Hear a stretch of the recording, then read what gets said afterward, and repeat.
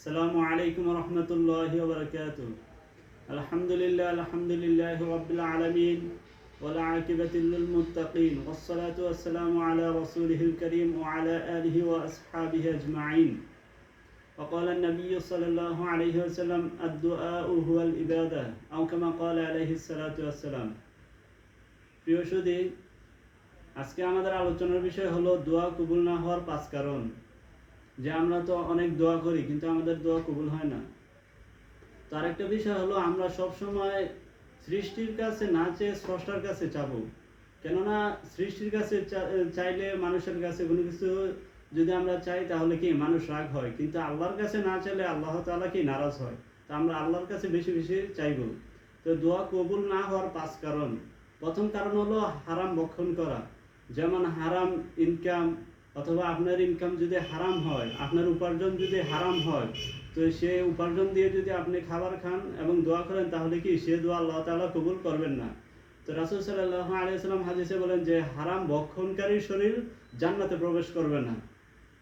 তো আমরা অবশ্যই আমাদের ইনকাম, আমাদের উপার্জন হালাল করব এবং আমাদের খাওয়া দাওয়া সব কিছু কি হালাল করব। তাহলে যদি আমরা হালাল খেয়ে দোয়া করি আল্লাহ তাআলা কি দোয়া কবুল করবেন।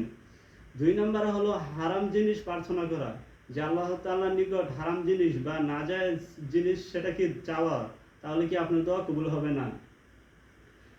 3 নম্বরে হলো যে আল্লাহ তাআলার নিকট দোয়া করার সময় গাফেল থাকা, যে তার মনোযোগ না থাকা, দোয়া করার সময় একাগ্রতা না থাকা, যে আল্লাহর কাছে যখন দোয়া করবেন তখন খুব খুশুখুশুর সহিত দোয়া করবেন, মানে খুব বিনয়ের সাথে দোয়া করবেন। অনেকে দোয়া করে যে কোনো মনোযোগ নাই, তার দোয়ার মধ্যে কি একটা যে আল্লাহ তাআলার প্রতি আগ্রহ নাই, যে তার মনোযোগ উদাসীন অবস্থায় দোয়া করলে কি সে দোয়া আল্লাহ তাআলা কবুল করেন না। তাহলে 3 নম্বর হলো যে দোয়ার সময় আমরা কি করব, একদম বিনয়ের ভাবে আল্লাহ তাআলার নিকট দোয়া করব। 4 নম্বর হলো আল্লাহ তাআলার প্রতি বিশ্বাস না রাখা, পূর্ণ আস্থা না থাকা, যে আমার দোয়া কবুল হবে কিনা। সবসময় দোয়া করার সময় বিশ্বাস রাখতে হবে যে আল্লাহ তাআলা কি আমার দোয়া ইনশাআল্লাহ কবুল করবেন। 5 নম্বর হলো হিকমতে ইলাহি। এটা হলো যে আল্লাহ তাআলা যখন আপনি দোয়া করবেন, যে আপনার যখন কল্যাণ তখনই আল্লাহ তাআলা দিবেন। যে আমরা অনেক সময় ভাবি যে আমি এখন দোয়া করলাম, আমার এই জিনিসটা এখন লাগবে কিন্তু আমি কি এখন পাচ্ছি না, এটা কেন। এটা হলো যে আপনি এখন আপনার একটা কল্যাণকর নয়। আমরা তো আমাদের ভবিষ্যৎ বা আমরা সব কিছু বুঝি না, আমাদের জন্য কোনটা কল্যাণকর এটা আল্লাহই একমাত্র ভালো জানেন।